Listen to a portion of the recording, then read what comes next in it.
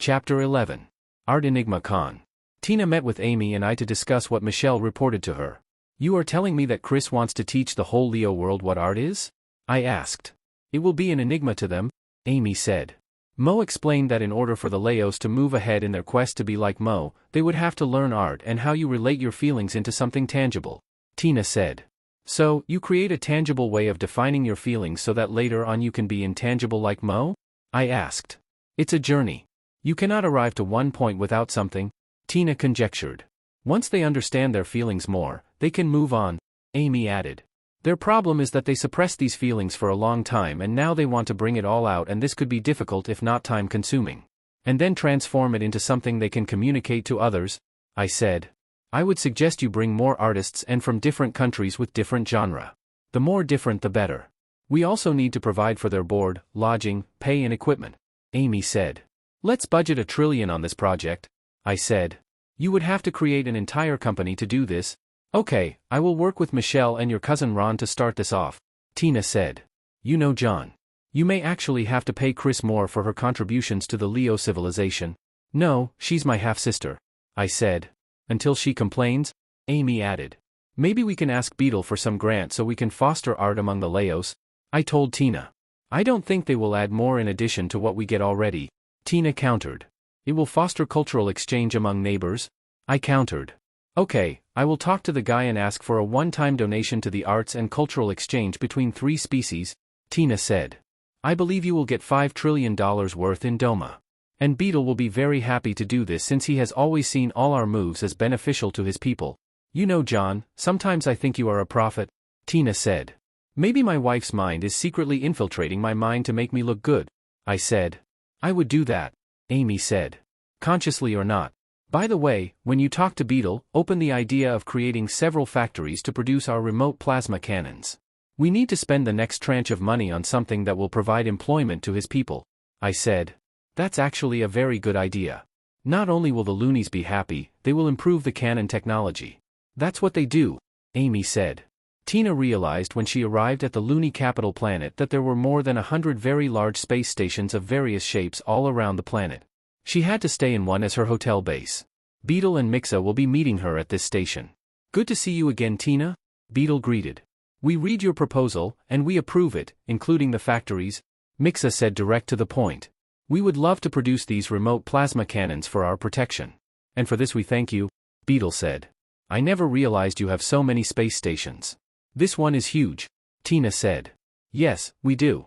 As usual, we kept producing until we had to stop, Beetle said. Can we have one of these, to use for our arts and cultural exchange project? I mean the empty and used ones, Tina asked sheepishly. Of course, otherwise we will never find any use for them. We actually have 15 empty ones, Beetle said. But you have to move the station yourselves to the Legiospront planet, Mixa added. Can we have another one for Earth use? Sure, but treat it as a practical joke to Matt and Amy, Beetle said. The twins have done so well for our society, Mixa said. Since it's your joke, can you move it yourself? Tina attempted. No, you have the ships to do this. Also, you are part of the joke in the first place, Beetle said. Okay, Tina tried. Mixa presented Tina with a holo of the 15 empty space stations, and she chose the biggest for Earth and the second biggest for the Leos. They agreed on the move date and both parties left the meeting. Tina then went to Chris at the Leo world 30 MLY away. Chris and Mo met her at her ship. I have very good news for you guys, Tina started. We already know. Olive told us, Chris said. Her ship AI produced a holo of the station in front of Chris and Mo. That station is huge, Chris said. When will it arrive? 2 weeks. It will be our arts and cultural center. Let's name it after you, Chris. What's your real name? Tina asked. Crystal, Chris said. We'll call it Crystal Art Center, Tina said. We would also have loony art in the center, Mo said. We'll show them art from all your travels, Mo. I have over 100 paintings already, Chris said. We'll open the center with your art collection. After a week we inaugurate the loony side of the center, Tina said. It's so huge we can create an art university using the people from Earth teaching the Leos or loonies, Chris said with a smile. I think you two have done the Leo civilization a huge favor. I am very happy for you, Mo said. Thank you, Mo, Chris said. No biggie, Tina said. Mo then explained to Tina what he meant. Wow, that is civilization changing. Now I understand why you are here, Chris, Tina said. How is the art people recruiting coming along? Chris asked. Michelle reported to me that there were tens of thousands of applicants from all over the world. That's good, since we have the money and the space, let's start with 5,000 artists, Chris said. You would need an entire workforce just to do this. Michelle can be the CEO and you can be whatever you want as usual, Tina said. Good, I like that. By the way, I want you to park it near a planet in another solar system. Mo and I walked in this planet that is so beautiful. I think it will complement the artist's lifestyle. We'll call it Planet Freya. Also, I want Olive to be installed as the station AI, Chris said. Mo added, I need to make it invisible in keeping with the Leo's penchant for secrecy. It will be here in a week, but my engineers told me it needed a lot of retrofit on the ventilation and electrical systems. They estimate it to be a month before we can open, Tina said. Good. Let's go back to Earth, Chris suggested. I'm staying, Mo said, and Chris nodded. You go ahead, I have to go to Olympus, Tina said and disappeared. Chris arrived in Earth in time for dinner at our house. Hey Chris, Olive told us about Tina's deal and the space station con. I greeted. We'll probably have our grand opening in a month. The place needs some renovation. You folks will also be getting a larger station, right? Yes, and we need to renovate it as well. Matt spoke this time, reminding us he was there. Just renovate it as you transport it here. You also have to tell Smoothie to make the station invisible. Mo suggested this so people do not see that Earth has a huge station floating around. Chris said. We'll have to move our main offices in that station, Amy said. Our official main offices? I corrected. Chris started. There is this planet near the Laos, extremely pretty, almost like Earth. I wanted the space station to be parked near it and Mo suggested we make the space station invisible. I was thinking of making the planet an artist sanctuary or artist planet and call it Planet Freya. Also, we need to send the not-so-usual artists to teach the Laos.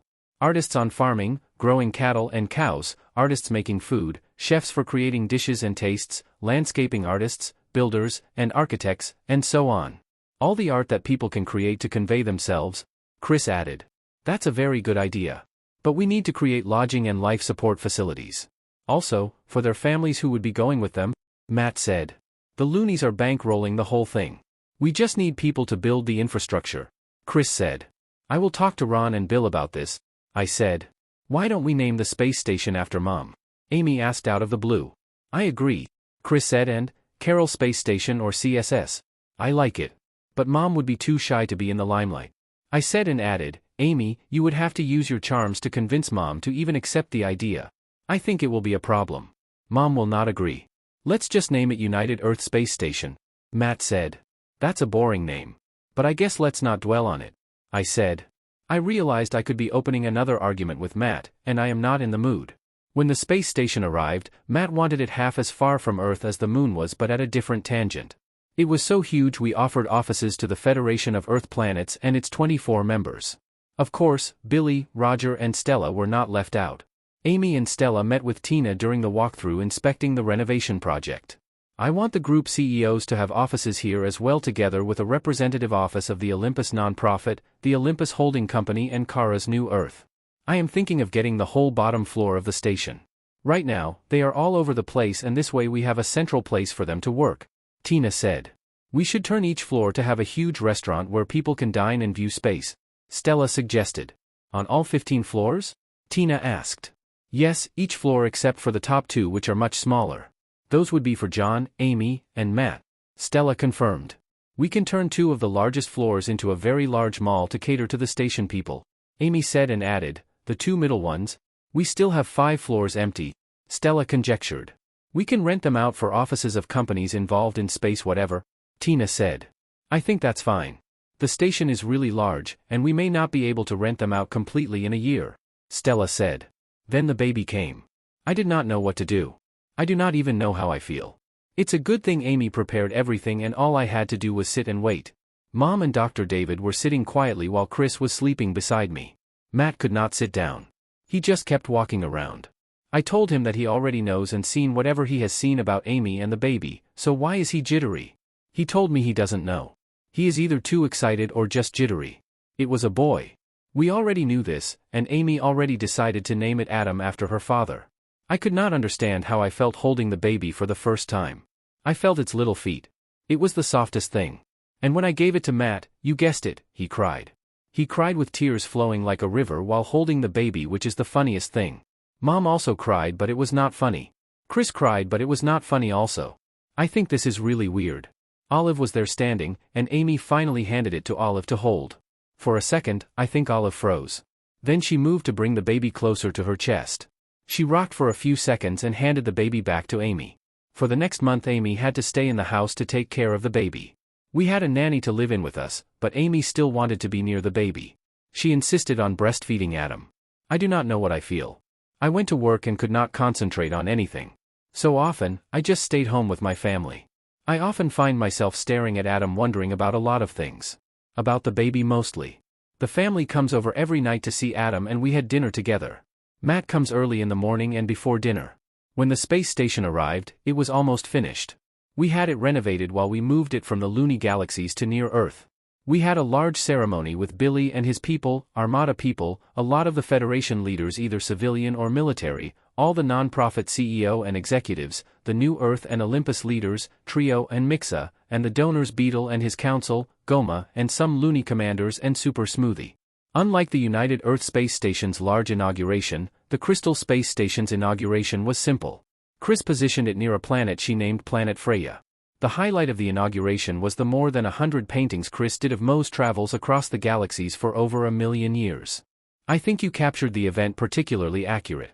But the color combinations may be a reflection of your feelings, which I think is more aggressive than peaceful, Mo told Chris as he was looking at the paintings.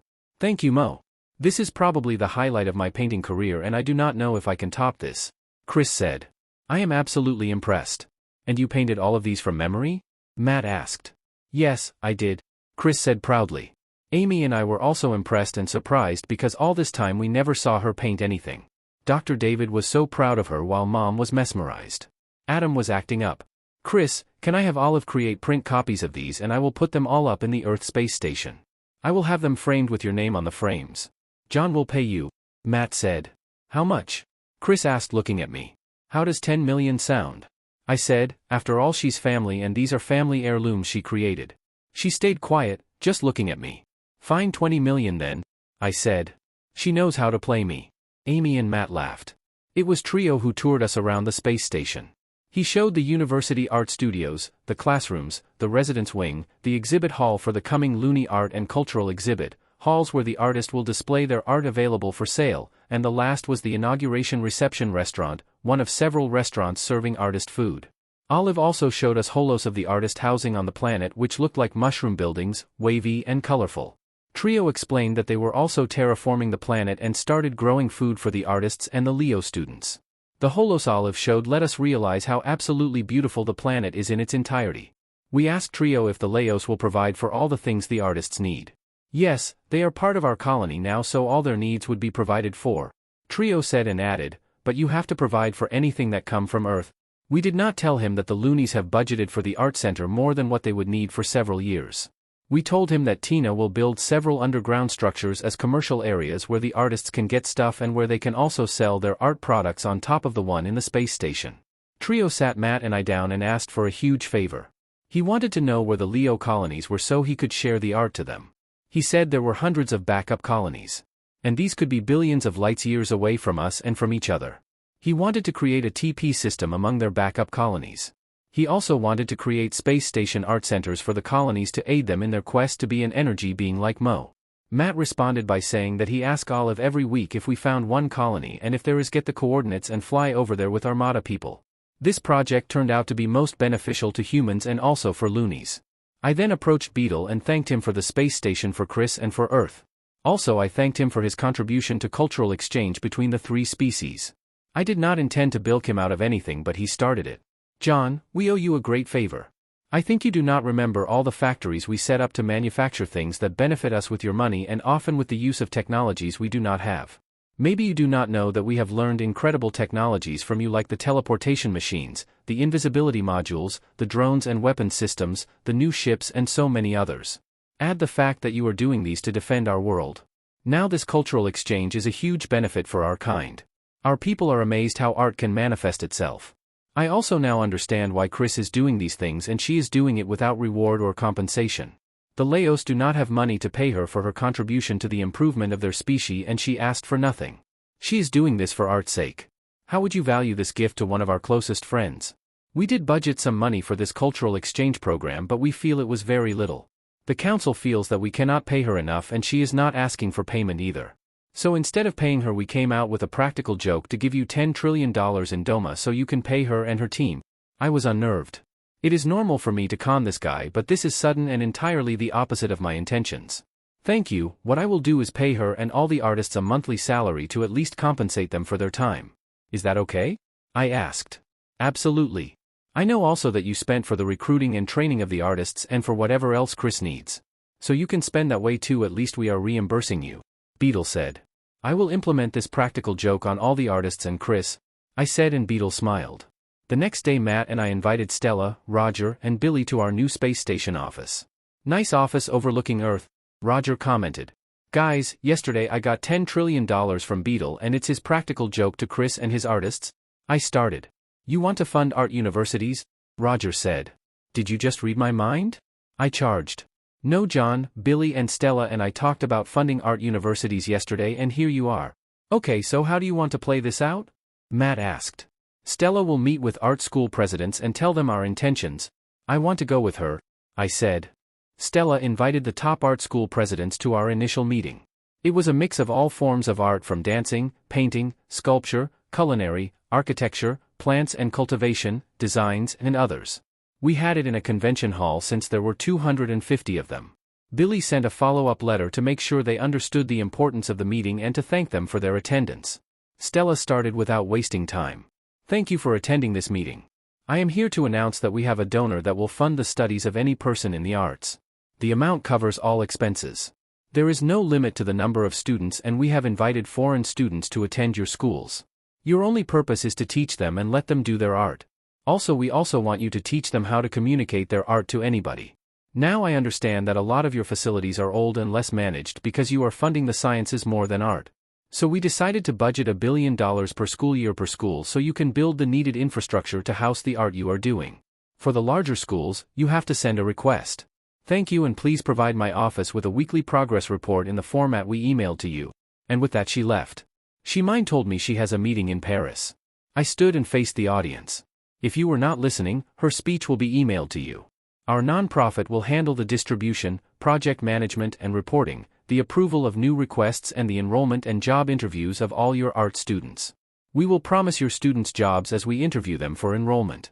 We will also interview all your graduating students to offer them jobs. These are not really jobs but engagement to do their art. We will also facilitate the sale of these art if ever and give them all the proceeds. Michelle is the president of the art nonprofit. Michelle stood. We would like to do this in the most efficient way possible, so I want you all to fill in the forms we emailed to you earlier so we can determine your capabilities and needs. Please do this within the week and we will send out the sign-up drawdown the following week. We also have a part-time artist program where the artists can do their art in our facilities and virtually explain or not, because the artists don't have to, what the artist is doing. These would be recorded and the artist can get payment for these. We would be happy if you can also allow our technicians to install these equipment in your facilities so the artist can do their art and be paid while doing it. It was good that Matt told me what will happen and I left Michelle in the question and answer portion. It lasted for 4 hours, an hour into their dinner. One of the unexpected result of the meeting was the realization by a lot of the art school directors and leaders that their schools should provide for art programs for the old or mature part of the population. They cited the example of a retiree going into art for the first time.